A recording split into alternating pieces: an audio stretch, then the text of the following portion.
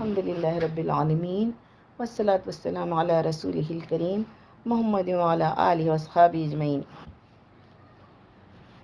السلام علیکم ورحمۃ اللہ وبرکاتہ۔ رسول اللہ صلی اللہ علیہ وسلم کی صاحبزادیاں، اس کو مرتب کیا ہے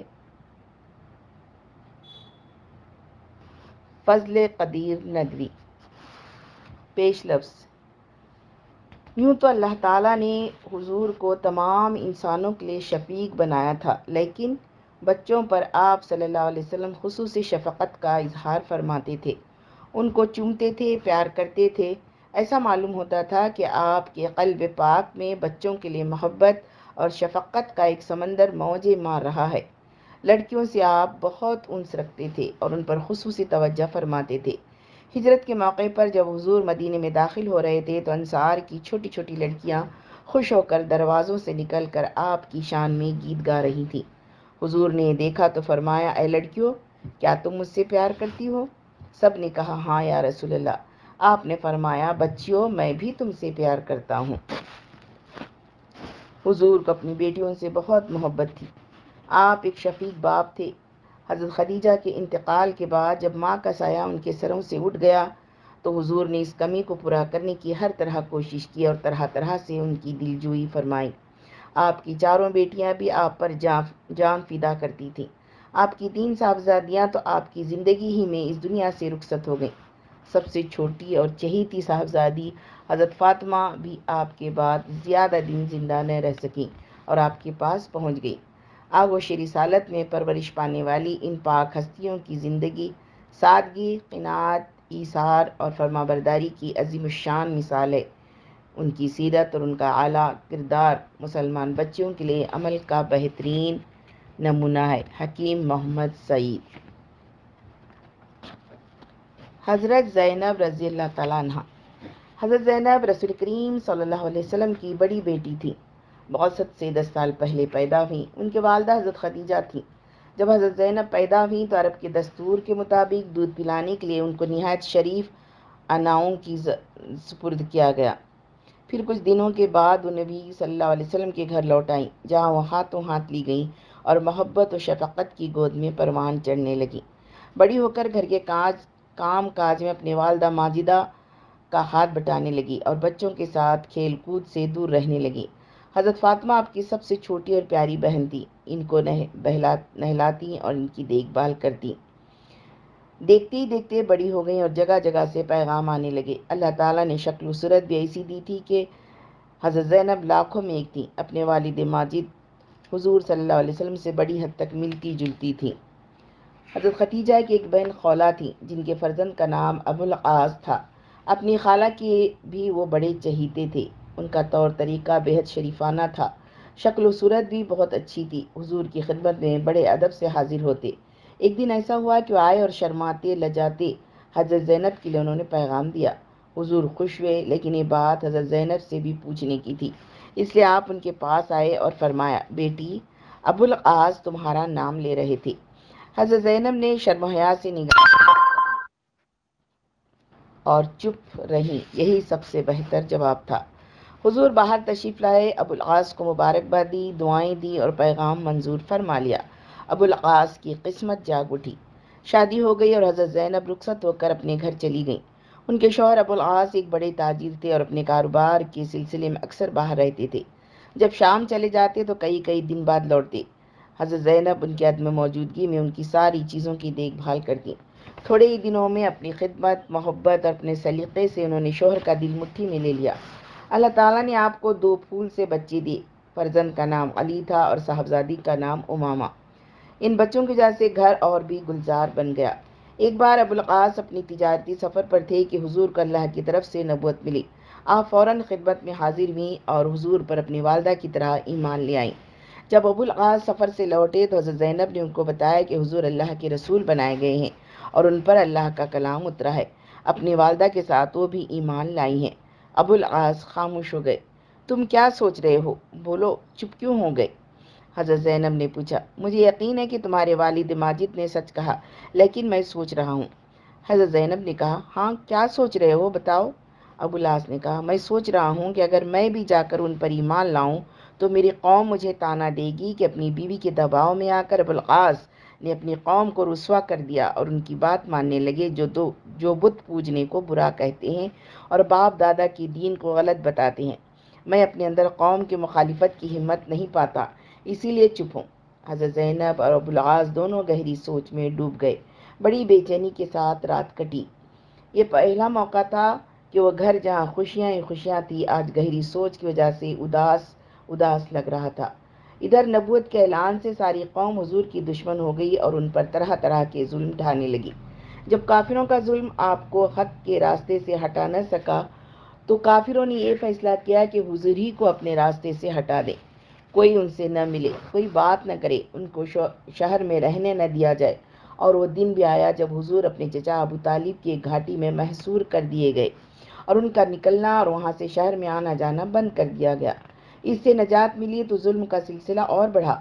آپ پر پتھر پھینکے جاتے اور راستے میں کانٹے بچھائے جاتے۔ ایک دن ابو جہل ایک بھاری پتھر کی چٹان لے کر خانہ کعبہ پہنچا۔ وہاں حضور اللہ کی بارگاہ میں سجدہ کر رہے تھے۔ آپ کے سر مبارک پر پتھر پھینکنا ہی چاہ رہا تھا کہ کچھ لوگوں نے اس کو روک لیا۔ حضرت زینب اپنے والد پر ہوتے ہوئے یہ سارے مظالم دیکھتی تھی اور خون کے آنسو روتی تھی۔ کہیں کوئی دکھ بانٹنے والا نظر نہ آتا تھا۔ اللہ کا کرنا ایسا ہوا کہ ان کی شفیق اور مہربان والدہ بھی دنیا سے رخصت ہو گئیں اور کچھ دنوں کے بعد حضور سے محبت اور ہمدردی سے پیش آنے والے چچا ابو طالب بھی رخصت ہو گئے۔ پھر ایک دن ایسا بھی آیا کہ پورے شہر مکہ میں یہ خبر پھیل گئی کہ قریش نے حضور کو گھر چھوڑنے پر مجبور کر دیا اور اب وہ مکے سے مدینہ جا رہے ہیں۔ حضرت زینب کے لیے اپنے والد ماجد کی غیر موجودگی سے نبی کریم صلی اللہ علیہ وسلم کی موجودگی سے ہر غم ہلکا ہو جاتا تھا، مگر اس آخری سہارے سے بھی جدا ہونے کے خیال سے کلیجہ منہ کو آ گیا۔ لیکن اللہ کا حکم یہی تھا کہ حضور ہجرت کریں۔ حضرت زینب نے صبر کیا اور حضور ہجرت فرما کر مدینے چلے گئے۔ جب وہاں خیریت سے پہنچنے کی خبر آ گئی تو حضرت زینب کی جان میں جان آئی۔ کچھ دنوں کے بعد مدینے سے ایک وفد آیا اور حضرت زینب کی چہیتی بہنیں فاطمہ ام کلثوم بھی اسی وفد کے ساتھ مدینے چلی گئیں۔ اب زینب بالکل تنہا ہو گئی۔ ماں حضرت خدیجہ دنیا سے رخصت ہو چکی تھی۔ والد محترم ہجرت فرما کر مدینے تشریف لے جا چکے تھے۔ اب ان کی پیاری اور چہیتی بہنیں بھی مدینے چلی گئیں۔ حضرت زینب کے لیے اللہ ہی کا آسرا رہ گیا۔ اسی کے حکم کے انتظار میں دن گزارنے لگی۔ ایک دن زینب کے شوہر ابو العاص مکے کے ایک تجارتی قافلے کے ساتھ نکلے۔ مدینے کی سرحد پر مسلمانوں نے اس کو روکا، اس لیے کہ قافلے کی نیت ٹھیک نہیں تھی۔ ایک ہلکے سے مقابلے کے بعد اس قافلے کے لوگ گرفتار ہو گئے اور یہ عجیب اتفاق کہ انہی میں ابو العاص بھی تھے۔ جب رسول کریم کے سامنے تمام قیدیوں کو پیش کیا گیا تو آپ نے ابو العاص کو الگ کر دیا اور صحابہ سے فرمایا، قیدیوں کے ساتھ اچھا سلوک کیا کرو۔ ادھر زینب تو پہلے ہی سے تنہائی کی وجہ سے بہت پریشان تھی۔ ابو العاص کی گرفتاری کی خبر سے ان کے دل کو اور بھی دکھ ہوا۔ مالی حالت بہت اچھی نہ تھی۔ ان کا دل چاہتا تھا کہ ابو العاص جلد قید سے چھوٹ کر مکہ آ جائیں اور ان کے والد ماجد کرم فرمائیں۔ اس زمانے میں قیدیوں کو فدیہ دے کر چھڑا لیا جاتا تھا، مگر ان کے پاس پیسہ کہاں تھا۔ انہوں نے کانپتے ہوئے ہاتھوں سے اپنا بکس کھولا اور ایک ہار نکالا۔ یہ وہ ہار تھا جو ان کو جہیز میں ان کی والدہ ماجدہ نے دیا تھا۔ ان کی آنکھوں میں آنسو آ گئے۔ شفیق والدہ یاد آ گئیں۔ اپنے دیور عمرو بن ربی کو بلایا اور کہا، یہ ہار لے کر مدینہ چلے جاؤ اور فدیہ دے کر اپنے بھائی ابو العاص کو چھڑا لاؤ۔ عمرو بن ربی نے مدینہ پہنچ کر جب وہ ہار حضور کی خدمت میں پیش کیا تو اسے دیکھ کر آپ کی مبارک آنکھوں میں آنسو آ گئے۔ چہیتی بیوی اور آپ پر سب سے پہلے اسلام لانے والی حضرت خدیجہ یاد آ گئیں۔ صحابہ بھی آپ کو آپ دیدہ دیکھ کر غمزدہ ہو گئے۔ ایک لمبی خاموشی کے بعد حضور نے فرمایا، لوگوں اگر اس فدیے کے بدلے میں قیدی کو رہا کر دو اور یہ ہار بھی لوٹا سکو تو ایسا کر دو۔ سب نے بایک آواز کہا، ہاں یا رسول اللہ، ہم ایسا ہی کریں گے۔ ابو العاص رہا ہو گئے اور جب وہ مکہ جانے لگے تو حضور نے فرمایا، ابو العاص، زینب کو تم مدینہ بھیج دو، اس لیے کہ وہ مسلمان ہو چکی ہیں۔ ان کے اسلام نے تم دونوں کی راہیں الگ الگ کر دی ہیں۔ ابو العاص نے وعدہ کر لیا اور جب وہ مکہ پہنچے تو حضرت زینب انہیں دیکھ کر بے انتہا خوش ہوئیں اور ان کا سارا غم جاتا رہا۔ ابو العاص نے کہا، زینب، میں تمہیں رخصت کرنے آیا ہوں۔ پھر اپنا وعدہ بتایا۔ حضرت زینب مکے سے رخصت ہوئیں۔ اپنے محبوب شوہر کو چھوڑ کر جب جانے لگیں تو ان کے دل کا حال کچھ عجیب تھا۔ مگر اسلام تو ایثار و قربانی کا مذہب ہے۔ اللہ کی راہ میں انسان سارے رشتوں کو قربان کرنے کے بعد ہی پکا مسلمان ہوتا ہے۔ زینب نے اس کا بہترین نمونہ پیش کیا، مگر آزمائش کا سلسلہ بھی کہاں ختم ہوا۔ جب وہ مکے سے جانے لگیں تو قریش نے انہیں گھیر لیا، ان کو بے رحمی سے مارا پیٹا، ان کو شدید چوٹ آئی اور جسم سے خون بہنے لگا۔ بمشکل ابو العاص ان کو کسی طرح پھر مکہ واپس لے کر آئے۔ کچھ دنوں کے بعد موقع پا کر اپنے چھوٹے بھائی عمرو بن ربیع کے ہمراہ مدینہ روانہ کیا اور وہ اس مرتبہ انہیں بحفاظت مدینہ طیبہ حضور کی خدمت میں پہنچا کر واپس ہوئے اور ان کا دل بھی بے حد رنجیدہ ہوا۔ دن گزرتے گئے، ایک بار پھر ابو العاص قریش کے قافلے کے ساتھ شام کے لیے روانہ ہوئے۔ حضور کو جب خبر ملی تو آپ نے زید بن حارثہ کو اس کا حال پتہ لینے کے لیے بھیجا۔ یہ ہجرت کا 6واں سال تھا اور جمادی الاولیٰ کا مہینہ تھا۔ قافلے کا جب سامنا ہوا تو اس نے اپنے سارے ساز و سامان کو زید بن حارثہ کے حوالے کر دیا۔ انہوں نے قافلے میں شامل لوگوں کو گرفتار کر لیا، ان میں ابو العاص بھی تھے۔ ابو العاص دوبارہ گرفتار ہو کر مدینہ پہنچے اور انہوں نے حضرت زینب سے پرانے رشتے کا واسطہ دے کر پناہ مانگی۔ انہوں نے پناہ دے دی۔ یہ بڑا المناک منظر تھا کہ رسول کریم جب فجر کی نماز سے فارغ ہو کر گھر لوٹ رہے تھے تو دروازے پر ایک سایہ سا نظر آیا۔ آپ آگے بڑھے تو زینب نے آپ کو سلام کیا اور نہایت ادب سے رندے ہوئے گلے سے کہا، یا رسول اللہ، ہم نے ابو العاص کو پناہ دے دی ہے۔ حضور فوراً صحابہ کے مجمع میں تشریف لائے اور فرمایا، لوگو، کیا تم نے وہ سنا جو میں نے سنا؟ صحابہ نے عرض کیا، ہاں یا رسول اللہ۔ پھر آپ نے فرمایا، ایمان والوں کا دست شفقت غیر مسلموں پر بھی ہوتا ہے۔ مومن اپنے سے کمزور لوگوں کو پناہ دیتے ہیں۔ پھر آپ اس گھر میں تشریف لائے جہاں زینب تھی۔ آپ نے فرمایا کہ ابو العاص کو مکہ روانہ کر دو اور حضرت زینب کو حکم دیا کہ وہ ان کے قریب نہ رہیں، اس لیے کہ ابو العاص جب تک مشرک ہے ان کے نزدیک زینب کا رہنا مناسب نہیں ہے۔ ابو العاص مکے کی طرف روانہ ہو گئے، جس کا کچھ باقی بقایا تھا ادا کر دیا اور اعلان کیا کہ وہ مسلمان ہو گئے ہیں۔ پھر مدینہ لوٹ گئے۔ جب ایک مسلمان اور مہاجر کی حیثیت سے وہاں پہنچے تو حضور نے حضرت زینب کو لوٹا دیا اور ابو العاص کے ساتھ رہنے کا حکم دے دیا۔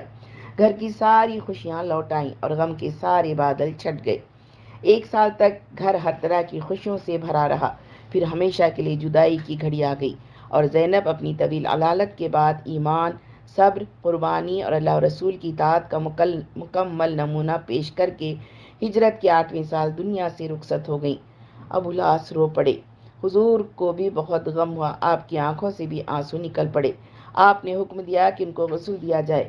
پھر آپ نے ان کی نماز جنازہ پڑھائی اور ان کی آخری آرام گاہ تک ان کو پہنچایا۔ دفن کے بعد ابو العاص جب گھر لوٹے تو انہوں نے اپنے بچوں علی اور امامہ کو چمٹا کر پیار کیا اور دیر تک روتے رہے۔ حضرت رقیہ رسول کریم صلی اللہ علیہ وسلم کی دوسری بیٹی حضرت رقیہ تھی۔ وہ حضرت زینب کے بعد پیدا ہوئی۔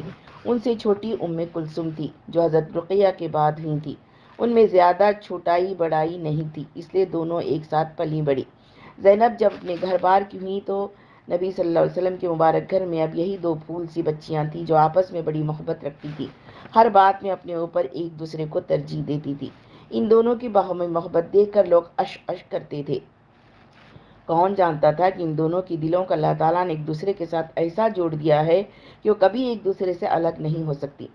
زینب کو اپنے والد محترم کے مبارک گھر سے رخصت ہوئے جب کچھ دن ہوئے تو رقیہ اور ام کلثوم کی عمر بھی ہوش کی ہو گئی۔ دونوں ایک ساتھ بڑی ہوئیں۔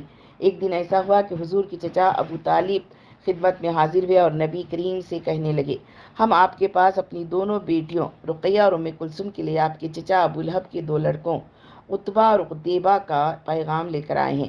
ہمیں امید ہے کہ آپ قبول فرمائیں گے۔ یہ بات اس وقت کی ہے جب حضور نبی نہیں ہوئے تھے۔ حضور نے فرمایا، رشتہ داری اور خاندانی تعلق تو ہے، مگر چچا آپ اتنی مہلت تو دیں کہ اپنی دونوں بچیوں سے پوچھ لو۔ چنانچہ حضور نے اپنی چہتی بیوی حضرت خدیجہ اور اپنی دونوں صاحبزادیوں رقیہ اور ام کلثوم کے سامنے بات رکھی۔ حضرت خدیجہ جو ماں تھی سن کر گہری سوچ میں پڑ گئیں۔ بات یہ تھی کہ ام جمیل جو ابو لہب کی بیوی اور حضور کی ان دونوں صاحبزادیوں کی ہونے والی ساس تھی، اس کے بارے میں خوب جانتی تھی کہ کیسی پتھر دل عورت ہے۔ اخلاق تو اس کو چھو کر بھی نہیں گیا تھا، بد زبان ویسی ہی، بد مزاج ویسی ہی، اس پر ترا یہ کہ بے انتہا کینے کپٹ والی تھی۔ حضرت خدیجہ یہ سب کچھ سوچ کر کانپ اٹھی، لیکن وہ کچھ بولی نہیں، اس لیے کہ ان کو ڈر تھا کہ کہیں حضور کو یہ خیال نہ ہو کہ وہ ان کے رشتہ داروں کو ان سے چھڑا رہی ہیں، اس لیے وہ اس طرح چپ ہو رہی جیسے دونوں بچیاں شرم و حیا کے مارے چپ ہو گئیں۔ بات پکی ہو گئی، خوف اور دھڑکن کی فضا میں شادی ہو گئی۔ شفیق والد رسول کریم نے اپنی دونوں بچیوں کو مبارکباد دی اور دعا فرمائی، اللہ تم لوگوں کا نگہبان ہو۔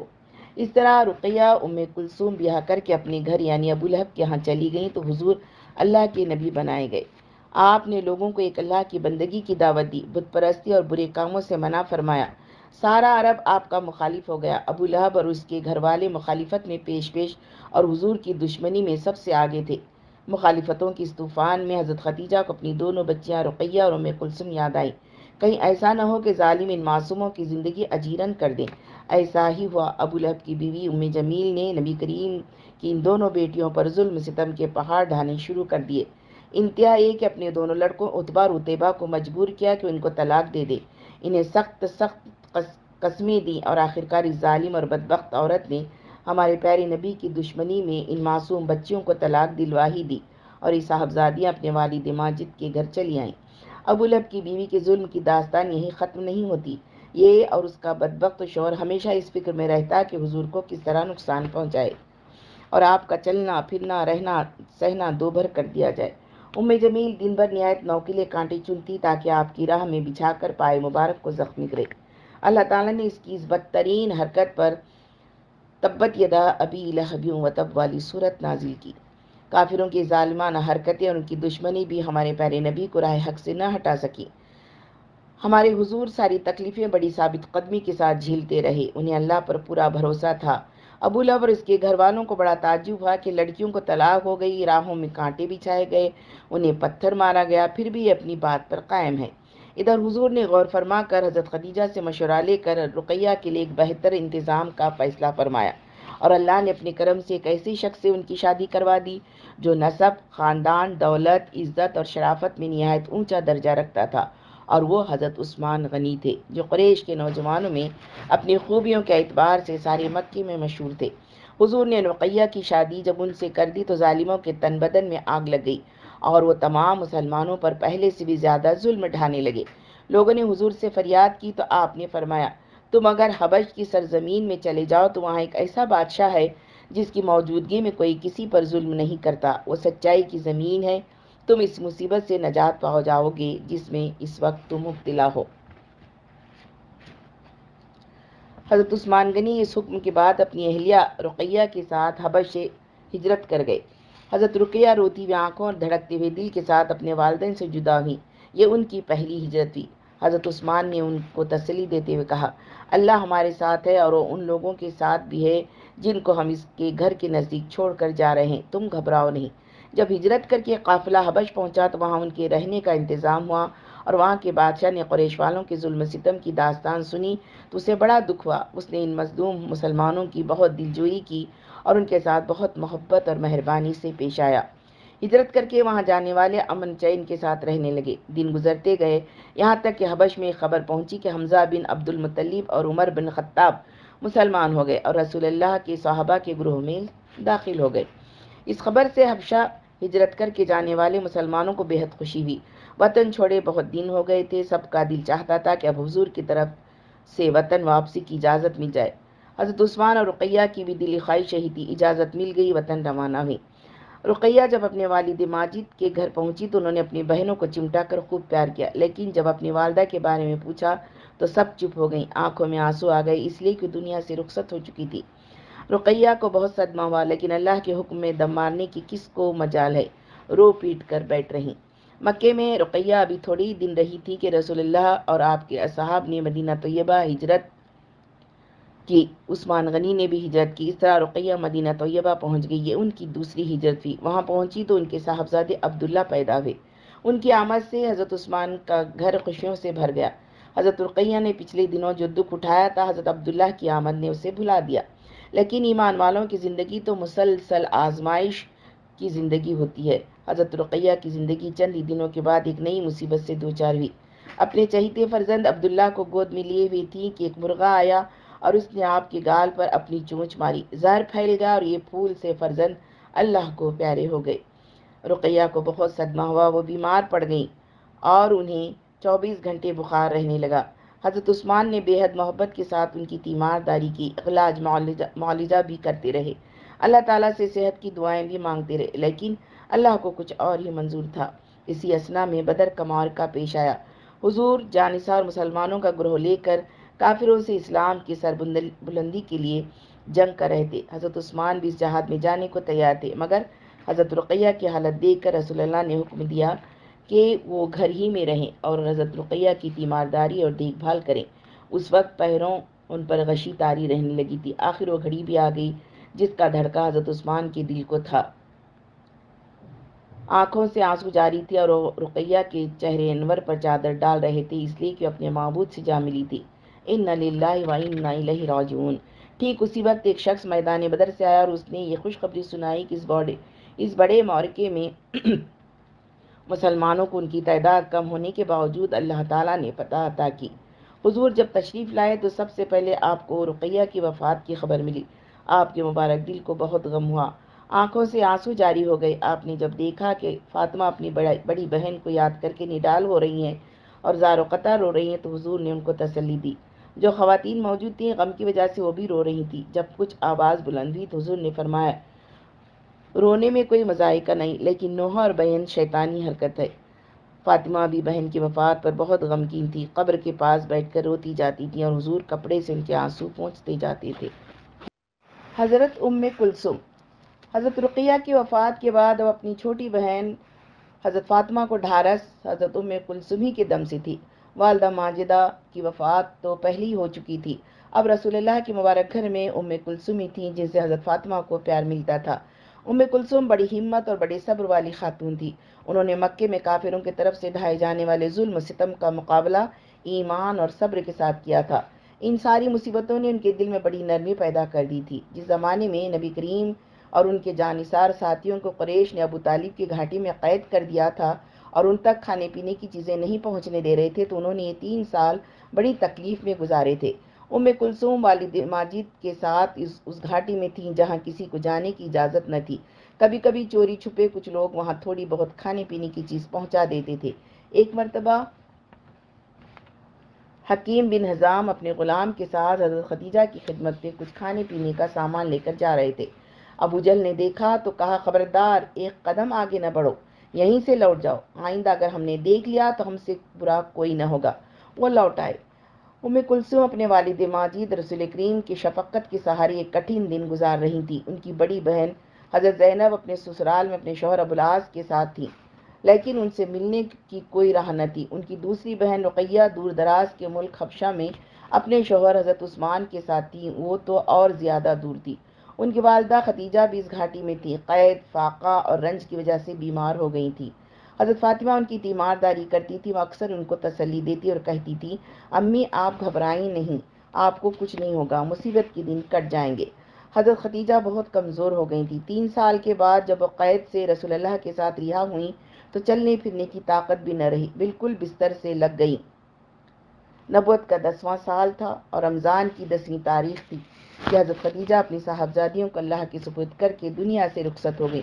حضور کو آپ کی جدائی کا بہت غم ہوا، آپ نے اس پورے سال کو غم کا سال قرار دیا۔ اب حضور کی بیٹیوں میں بڑی کلثوم ہی تھیں، اس لیے ان کی ذمہ داریاں بہت بڑھ گئیں۔ انہوں نے بڑی سنجیدگی اور صبر کے ساتھ اپنی تمام ذمہ داریاں پوری کی، اپنی چھوٹی بہن فاطمہ کی بھی دیکھ بھال اور تربیت کا حق ادا کر دیا۔ یہ سارے دن انہیں اچھی طرح یاد تھے۔ پھر جب رسول کریم نے ہجرت فرمائی تو کلثوم اور فاطمہ مکے میں رہ گئیں۔ حضور نے مدینہ طیبہ پہنچنے کے بعد زید بن حارثہ کو مکہ بھیجا کہ وہ آپ کی صاحبزادیوں کو مدینہ لائیں، تو کلثوم اور حضرت فاطمہ اپنی شفیق والدہ کی قبر اور مکے کے گلیوں کو چھوڑ کر مدینہ پہنچی۔ ہجرت کے 2 سال گزر گئے۔ اس عرصے میں بڑے بڑے حادثات اور واقعات رونما ہوئے۔ کلثوم نے وہ منظر بھی دیکھا جب رسول اللہ میدان بدر سے فتح کے بعد مدینہ طیبہ نہایت خوشی کے ساتھ لوٹے، مگر وہاں پہنچ کر آپ سخت غم اور پریشانی سے دوچار ہوئے۔ آپ کی چہیتی بیٹی رقیہ جنہیں آپ بیمار چھوڑ کر گئے تھے دنیا سے رخصت ہو چکی تھی۔ دونوں بہنیں حضرت کلثوم اور حضرت فاطمہ بہت سوگوار تھیں، اور جب رسول کریم واپس تشریف لائے تو انہیں دیکھ کر زار و قطار رونے لگیں۔ آپ ان کے آنسو پونچھتے جاتے تھے، خدا آپ کی مبارک آنکھوں میں بھی آنسو تھے۔ جب ہجرت کا 3 سال تھا تو یہ غم تازہ تھا۔ حضرت عثمان غنی بھی اپنے دل پر داغ لیے بیٹھے تھے، اکثر حضور کی خدمت میں حاضر ہوتے تو ان کے دل کو سکون ملتا اور غم کی شدت کم ہو جاتی۔ ایک دن حضور کی خدمت میں حضرت عمر حاضر ہوئے۔ بہت پریشان تھے۔ حضور نے جب پریشانی کی وجہ دریافت کی تو انہوں نے کہا کہ حضور، ہمیں اس بات سے بہت صدمہ ہوا کہ ہم نے اپنی بیٹی حفصہ کے لیے ابو بکر صدیق سے اور عثمان سے رشتہ مانگا، لیکن دونوں حضرات نے انکار کر دیا۔ حضور نے انہیں بہت پیار و محبت سے سمجھایا اور تسلی دی۔ جب ذرا ان کو سکون ہو گیا تو فرمایا، حفصہ کی شادی جس شخص سے ہوگی وہ ابو بکر عثمان سے بہتر ہے، اور عثمان کی شادی جس سے ہوگی وہ حفصہ سے بہتر ہے۔ جو بات اشاروں میں فرمائی گئی تھی اس کی تشریح یہ ہے کہ حضور نے حضرت حفصہ کو اپنے مبارک گھر میں جگہ دی۔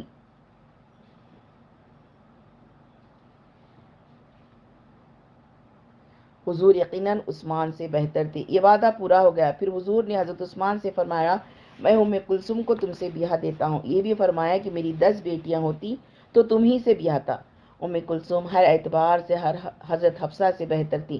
اس طرح حضور نے عمر کو تسلی دیتے ہوئے جو کچھ فرمایا تھا اسے سچ کر دکھایا، اور تیسری ہجری کے ماہ ربیع الاول میں حضرت ام کلثوم کی شادی عثمان سے ہو گئی۔ ام کلثوم جب رخصت ہو کر عثمان غنی کے گھر میں آئیں تو 6 سال تک بڑے آرام سے رہیں۔ اللہ کے فضل سے ہر طرح کا سکھ چین نصیب تھا۔ انہوں نے اپنی آنکھوں سے دیکھا کہ حضور ایک کے بعد دوسرے جہاد کے لیے برابر تشریف لے جا رہے ہیں۔ ایک لڑائی ختم ہوئی ہے تو دوسری آ جاتی ہے۔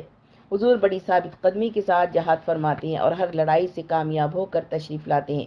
حضرت عثمان مجاہد کی حیثیت سے حضور کے ساتھ ہوتے ہیں۔ چھٹے سال ذوالقعدہ کے مہینے میں حضور 1500 جانثار صحابہ کو لے کر عمرے کے لیے نکلے۔ کسی کے پاس کوئی ہتھیار نہ تھا، تلوار ضرور ساتھ تھی لیکن نیام میں تھی۔ قریش نے راستہ روکا اور انہوں نے کہا کہ ہم مکے میں داخل نہیں ہونے دیں گے، تو حضور نے اپنے داماد حضرت عثمان کو حکم دیا کہ وہ مکے جائیں اور اہل قریش سے ملیں۔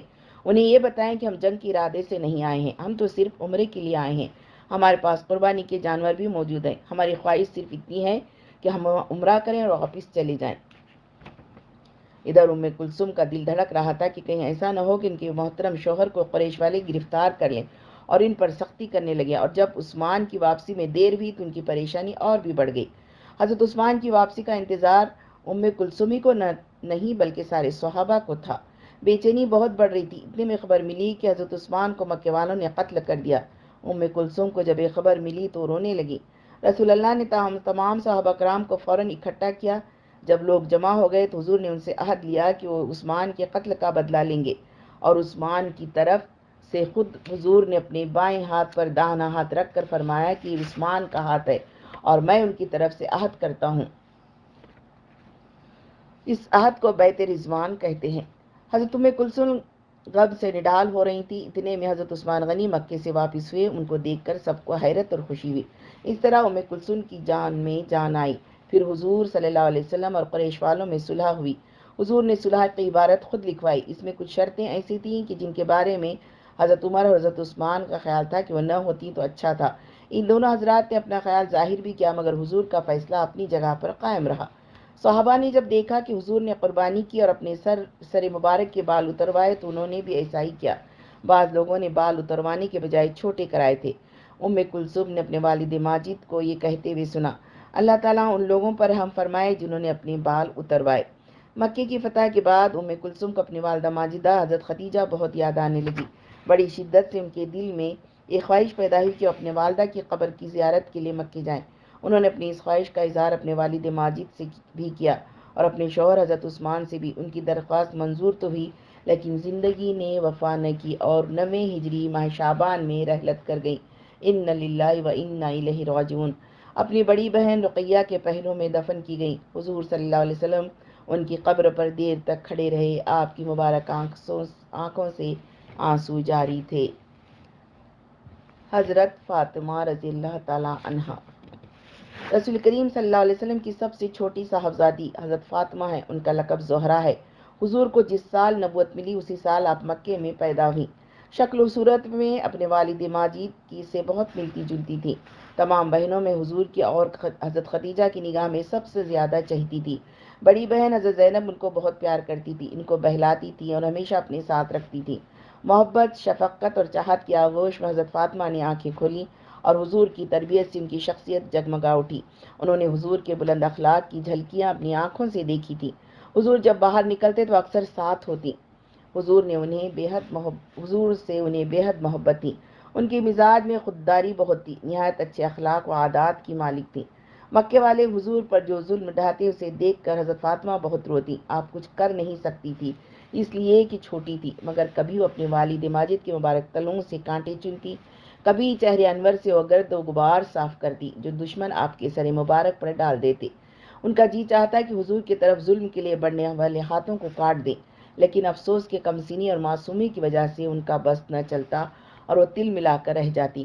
جس زمانے میں ابو طالب کی گھاٹیوں میں حضور اور آپ کے گھرانے کے لوگوں کو قید کیا گیا تھا تو آپ نے سب کے ساتھ بے انتہا تکلیف اٹھائی۔ اس وقت کی بھوک، پیاس اور رنج و تکلیف کا اثر عمر بھر آپ کی صحت پر رہا۔ ابھی آپ کمسینی تھیں کہ ایک اور سنگین مصیبت سے دوچار ہوئیں۔ آپ کی والدہ ماجدہ حضرت خدیجہ آپ کو اللہ کے سپرد کر کے دنیا سے رخصت ہو گئیں۔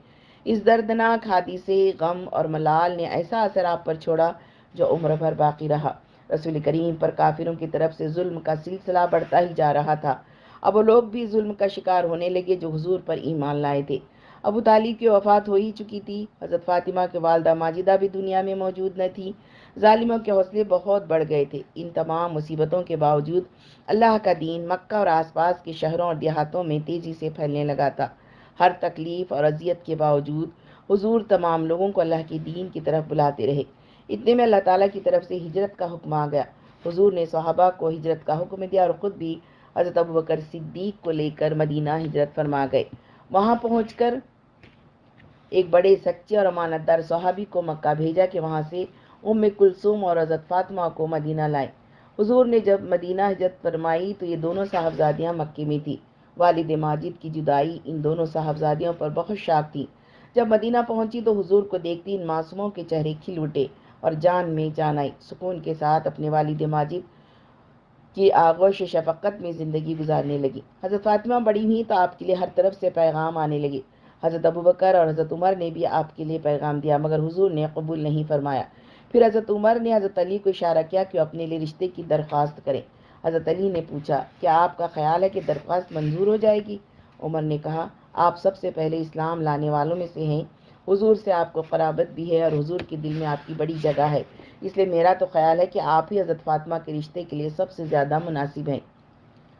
ایک دن ڈرتے ڈرتے حضرت علی حضور کی خدمت میں حاضر ہوئے اور قریب ہی بیٹھ گئے۔ کچھ شرمائے سے تھے، آنے کی وجہ بتانے کی ہمت نہ ہوئی۔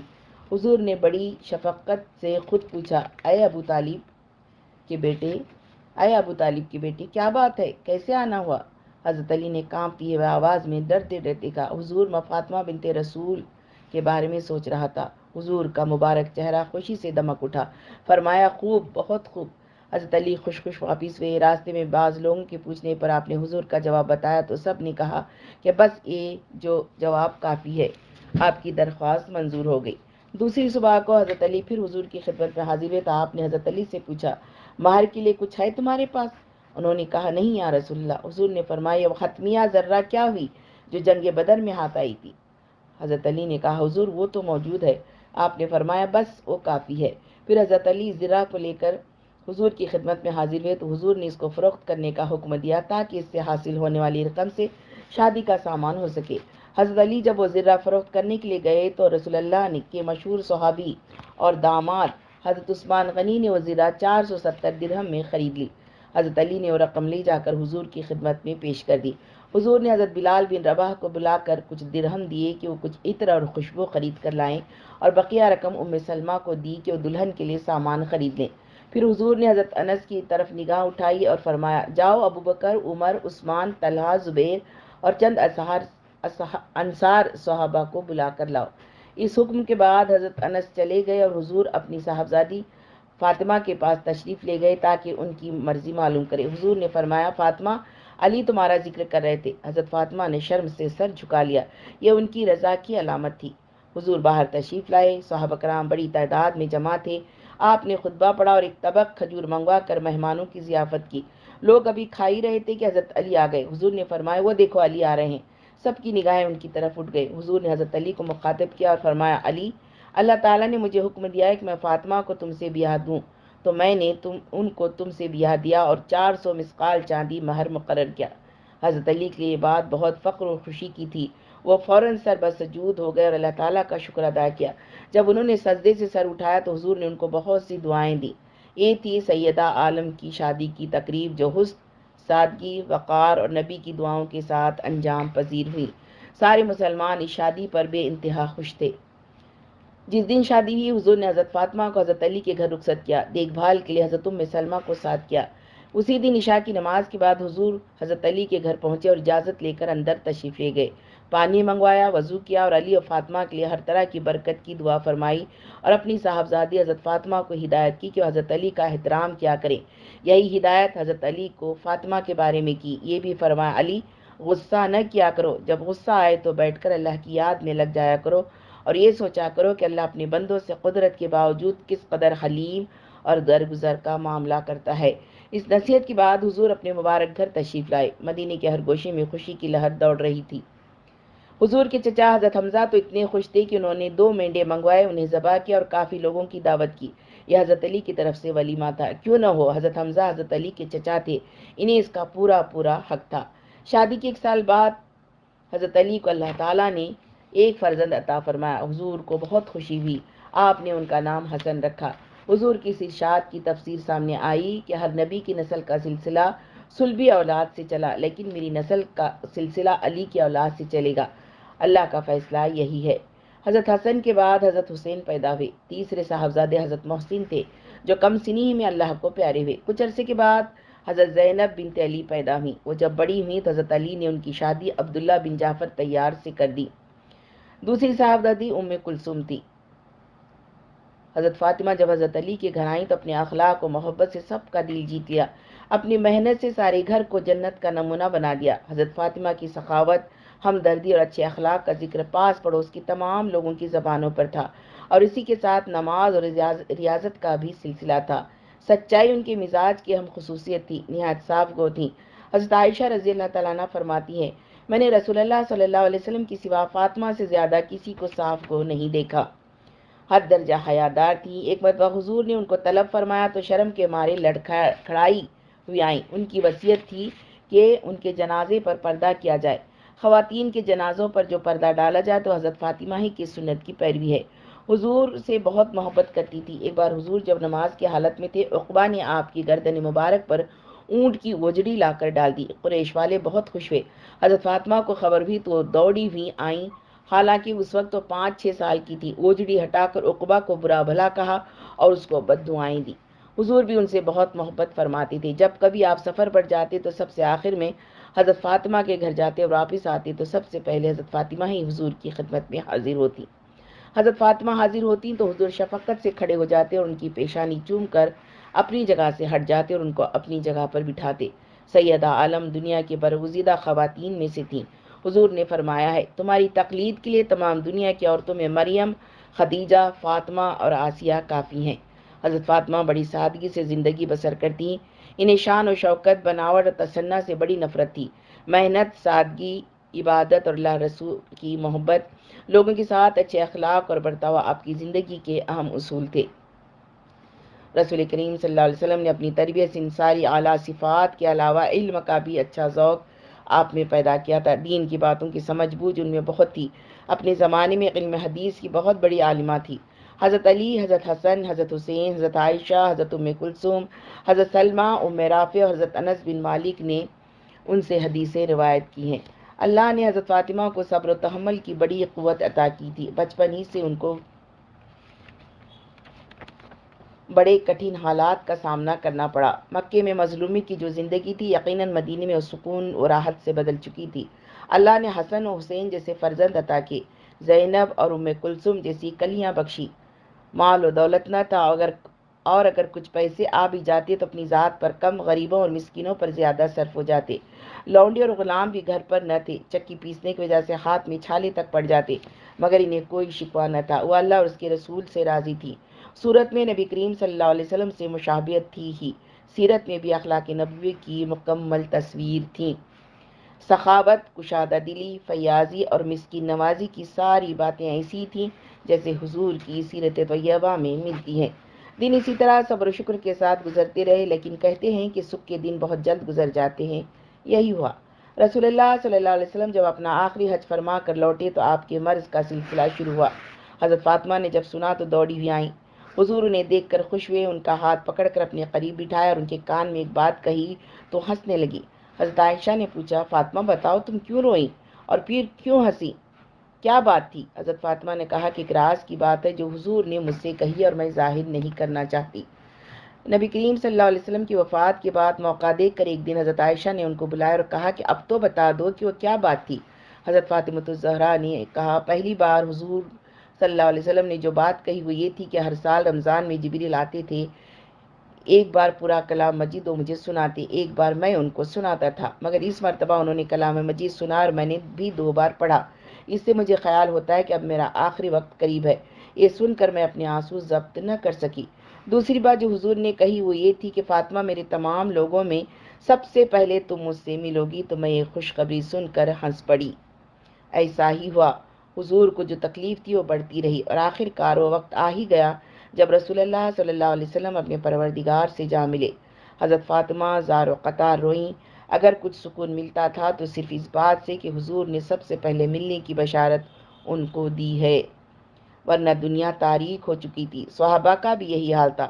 حضور صلی اللہ علیہ وسلم کی وفات کو مشکل سے 6 ماہ گزرے ہوئے ہوں گے کہ حضرت فاطمہ بیمار ہوئیں اور حضور صلی اللہ علیہ وسلم سے جا ملی۔ رسول اللہ کی پیشن گوئی پوری ہوئی۔ رمضان کا مبارک مہینہ تھا۔ ہجرت کا 11واں سال تھا کہ آپ اس دنیا سے رخصت ہوئیں۔ حضرت علی رضی اللہ تعالیٰ عنہ نے آپ کی نماز جنازہ پڑھائی۔ وما علینا الا البلاغ المبین وآخر الدعوانا ان الحمد للہ رب العالمین۔ السلام علیکم ورحمۃ اللہ وبرکاتہ۔